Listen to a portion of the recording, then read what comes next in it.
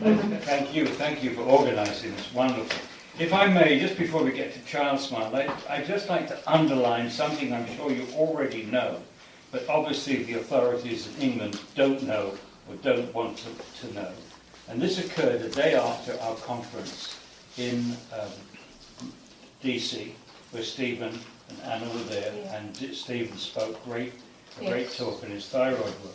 Yeah. Day after the conference, we got the news that the study had been published which showed a strong relationship between exposure to the pregnant woman and the lowered IQ in the offspring.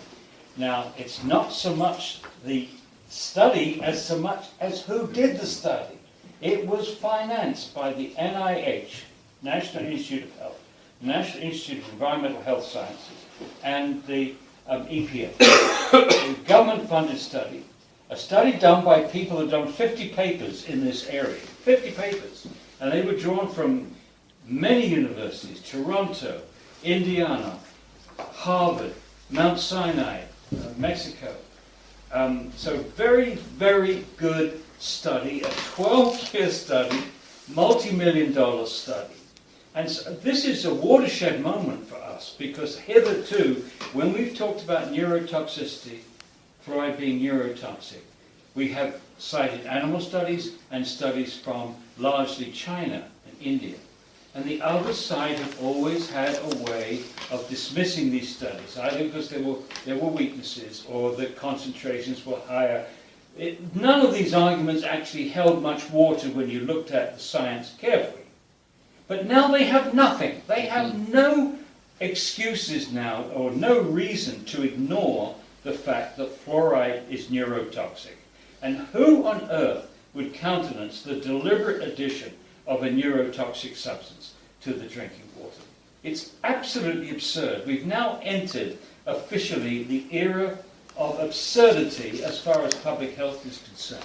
And yet your stupid MRC came out with this report. Paul, you cited this in your documentation, I believe, which went through a list of things that they were looking at, and they just simply blew off the neurotoxicity. On what basis? And this is after this study came out. So, I mean, to me, it's utterly outrageous. It's always been outrageous, but now it's reached a whole new level. And, of course, the other thing is it couldn't have come out at a better time for us legally, because we've got the EPA in court. And we've got a court date, if you didn't know, it's August of next year. We will be in court with our experts. And right now, Michael, my son, is getting the best experts he can. And they're good. We don't want to say who we've got because it will get to the other side, and we don't want them to know what we've got. So that's extremely exciting. I think the days of fluoridation in the United States are numbered. That's if we lived in a rational world. We don't. Even less rational in the last few months, as you've probably been following in your newspapers, Mr. T. Anyway, now Childsmile. Okay, so we've been staying in the house of Spedding Micklem, who's the co-author of our book, The Case Against Fluoride. And last Tuesday we took the train from Edinburgh to Glasgow and met up with the Childsmile program. Lorna McPherson, who's the head honcho there, introduced herself at the beginning, but then her program manager, Peter King, and the program secretary, Wendy Jennifer, they took over. And he gave a splendid hour-and-a-half presentation with a PowerPoint, etc., on the whole program, and he will be sending that PowerPoint to us and said it's publicly, it's open to the public, so we will be able to get that to you later. I doubt that there's much you don't know already, but the kids at the earliest possible age that they can get the kids, kindergarten, 3 years of age, they teach them how to brush their teeth. They brush their teeth together in class. They give them better diet. They yank the sugar out of the classrooms, and they're involving the parents. And I think perhaps that is the single most important thing, that they have early access to parents, which means that they can fight off this dreadful scourge of baby teeth, baby bottle tooth decay, where the kids suck on bottles hours on end, rot the top teeth of the gum. The other thing they do is they supply them with a cup which is free-flowing, not a sippy cup, but a free-flowing. That's again to fight baby bottle tooth decay. They also have a fluoride varnish program. Twice a year, the kids get a fluoride varnish. And so they're not against, the thing is clear, is they're not against fluoridation. If they could have fluoridation, these people, if they could have it in Scotland, they would have it in Scotland. But they can't have it in Scotland, so this is their substitute. Why can't they have it in Scotland? Politics don't want it. Politicians don't want it. Politically unacceptable. They made that pretty clear to us. There's no way they're going to have fluoridation. But they're doing targeted interventions, which are sustainable, so why would they be in favour of non-sustainable compulsory programme of fluoridation? Well, they're getting such good results. In fact, the folks in New Zealand we were with earlier in the year, they have compared New Zealand and Scotland dental statistics over the last 10 years, and Scotland has overtaken them on every indices. They've overtaken them, so that was good. The other thing they've done is that dentists get paid for preventive work. Hitherto, dentists have got paid for yanking, filling and yanking, but now they're getting paid for applying the preventive measures. They teach education and applying these varnishes and that thing. At the end, after listening to all this as politely as possible, we brought up the fact that fluoride is very, very neurotoxic, and that they can expect a tsunami wave of new research from the United States. The gates have been opened now. Academia in the United States knows that it's okay to do research on fluoride. Wow. Similarly, yes, and similarly in Canada. So people are getting funded from the National Institute of Health.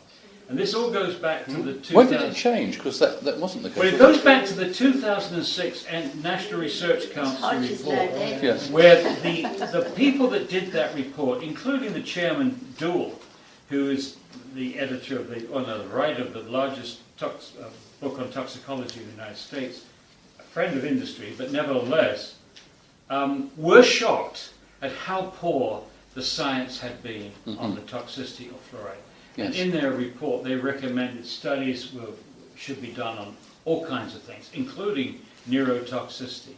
So that funding of that study it's called the Element Study, this whole thing from Mexico City. Howard Hugh is the lead researcher from the University of Toronto. The Element Study, and the M in there is Mexico. So they have used this cohort of pregnant women for other studies as well. Yes. So it's well established, well established.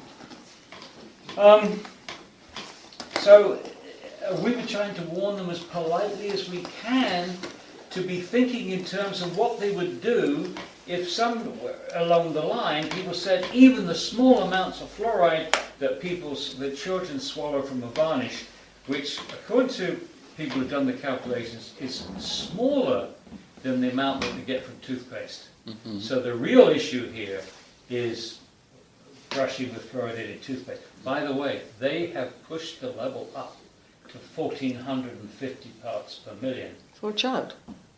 No, in Scotland. In the toothpaste. It always has been. Has it been? Yeah. No, 1,500 is the maximum they can have without having a prescription. 1,450 is what you can buy over the counter here. Yeah, but this is what they're giving for children. Oh, that's bad news. Yeah, I think they've decided, that's bad news I've for read children. just recently, it used to say it should be less for children. Yes. But suddenly, all the PhD stuff I'm reading is, you give the adult strength. To children who are in peril of getting decay. It didn't say vulnerable. that in I think peril. that's what it says, vulnerable. But I think it And said- I always say to people, how big is that pea size of toothpaste? Exactly. Because some research on your site says a pea size enough to sit on one bristle. That makes people think. On one bristle. Boots. Can I just say that Boots, which is a well-known chemist, I don't know if they're based worldwide, but they've actually taken their own brand off the market. Correct. Oh, good. The No, fluoride. they're non-fluoridated. Non-fluoride. They've taken it off. They've wiped it out, and I was really shocked. I was annoyed. I was really upset. Do you know the reason why? No, the reason why is they need the shelf space for more paying customers, and more manufacturers pay for shelf space in shops. So they weren't paying themselves for selling their own toothpaste. So they've given McLean's, for example, that much extra space, and they get money for it in all their stores. It's pure commerce. It's nothing to do. So nothing to do with fluoride. No, it's right. Okay. Yeah. All right. Okay, so that's it from Scotland. So can I just ask? Two things. One thing is that they also advocate that the infant, when the first tooth erupts, is to put a smear of around that tooth of the toothpaste, and there's no. We were and they start then at around 2, Paul, when they can get the children, beginning at 2 and then going up. But there's no concern whatsoever of accumulation in the body. No, it's ridiculous. The baby can't stop swallowing.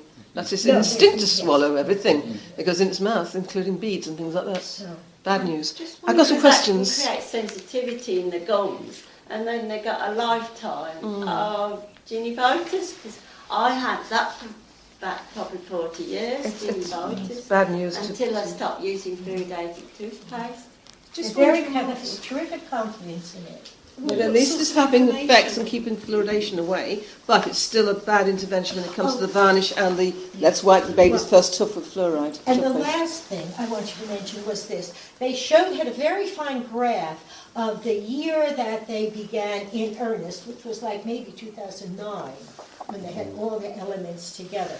So 2009 right up to 2016, and these graphs went from the most deprived up to the least deprived. So for the most deprived, the success, their aim was to get 60... More equity. Well, 60% of children with no caries. That was their aim. So for the least deprived, it started with 43% with no caries. And it has only risen to 53% with no caries. It's going in the right direction, but no, just to remind you, that's what it said. But for the least deprived, they are up to 83%. 73. No, it's actually 83. Really? Yeah. It was Or was it 73 up to it? And I think they started at, 60. It was quite high for the least deprived. And then there were sections. Then the parents are taking more notice because of more, education. So they're very, very conscious of equity issues in health. Very, very conscious. And they say, every time you try to narrow that gap, it's the better off people get better, but the lower income people don't get on Still the just thinking. thinking It's improving, but what it's sort not of safety fantastic. information do they give to the parents? For the fluoride varnishes, are they issued with any? No, they're not in this country. Scotland, Childsmile. I bet you asked that. Receive anything about They are this when they've very- opted out then of the They're very reluctant to get into that any risks. I mean, course not. obviously they've been brainwashed, like the whole master. Oh, and lastly, the most important, and Stephen, you might be interested in this. In our conversations with Lorna McPherson, I had asked her, were they collecting dental fluorosis data on the children? And she said, no, they hadn't done that. They hadn't met fluoridation. There wasn't a reason for it. But now with all this fluoride exposure going on, it's perhaps relevant. And so we asked that question again when we were there. And Peter King, the program manager, told us that they have just completed 1 year's worth of getting the fluorosis data. So they have begun it, which is going to be very important to look at. Yeah, it would be. I mean, the other thing when I went to see Lorna, which seems such a long time ago now, they were already seeing the fact that the toothbrushing was more effective than the varnishing. So I'm surprised they still carry out widespread varnishing. I thought they were moving to targeted varnishing. Well, they actually are. They do target. Yeah. They do target. Have you seen the size of the fluoride varnish markets? the actual amount of money the people who make it make, because you get Google Alerts, you get all this sort of stuff if you want to. Can I ask you some questions? Who was actually in the audience with you when you went to Just us. Charles? It's just for you, okay, so you don't know, okay, right. Are you aware that there are now Streptococcus mutans resistant strains? So fluoride toothpaste doesn't touch these particular types of strains of strep. So even if people were actually getting good toothbrushing experiences with fluoridated So is it the strains that are becoming resistant? Yeah, that's right. Oh, Yep. well, I've just read about that in And the also, DNA book, there's how also it's done. another case of how the strep mutans is in symbiosis or synergy with a fungus in the mouth.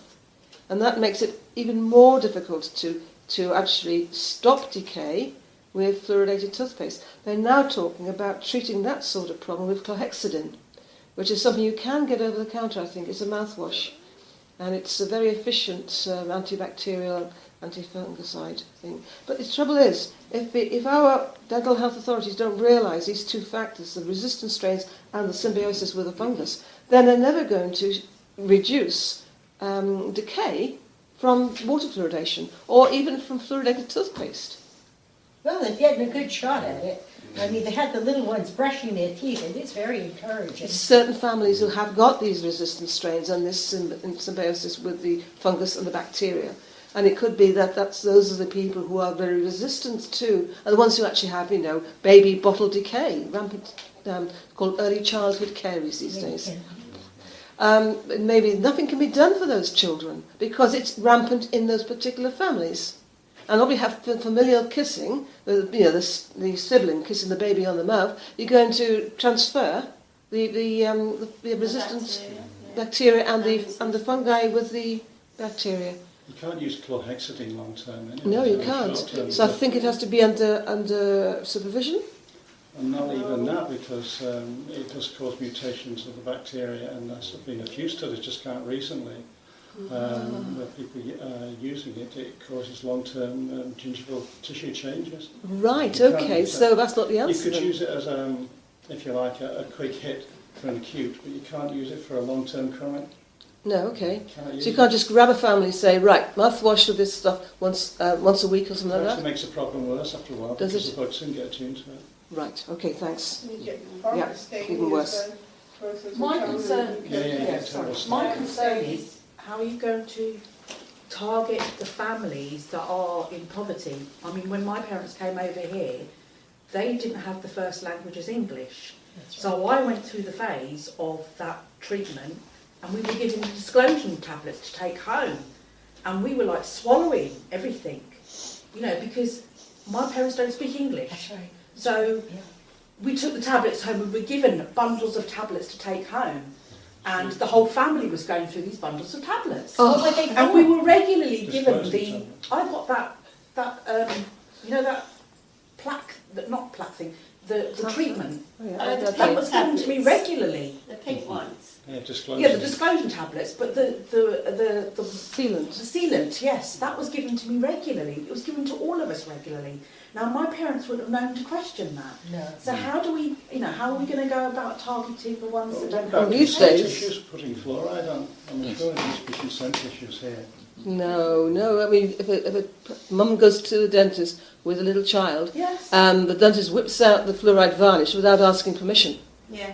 That's happening, honestly. It's very bad There's news. still issues, but I'm just thinking of the They tell SMILE the parent campaign. after they've Who done are it. painting the teeth? I presume it's therapists going to schools and things That's like right. that. But if you go to schools, I mean, it's a similar sort of medico-legal issue as vaccinations. Yeah, You are presuming an invasive procedure, which is a medical procedure, on that, so you need permission. You If might it need gets to ask positive that. consent. I didn't ask it because things kept going on. You know how it goes, and they really wanted us to hold all our questions till the I end. think they have to have positive consent. If you look on the website, there's a whole lot of stuff on the protocols now. Yes, that's right. Yeah, so you can't do every child, and they obviously should be targeting the It deprived is child. targeted. That is. But they have to get permission from the parents of a If disadvantaged it's child. disadvantaged Difficult. children and disadvantaged parents, they're going to be the sort of people that will trust the scientists and trust the doctors. So they won't oppose it because they don't know any better. But some of the aspects of Childsmile will Yes. benefit these children, and it's the Okay. behavioural changes I think that are so important. Yes, The yeah. actual Yes, I act agree of with you. brushing the Yeah. teeth, I think maybe Okay. we need to separate the varnish side of it Yes. from the positives And the use diet. these Okay. positives. Miss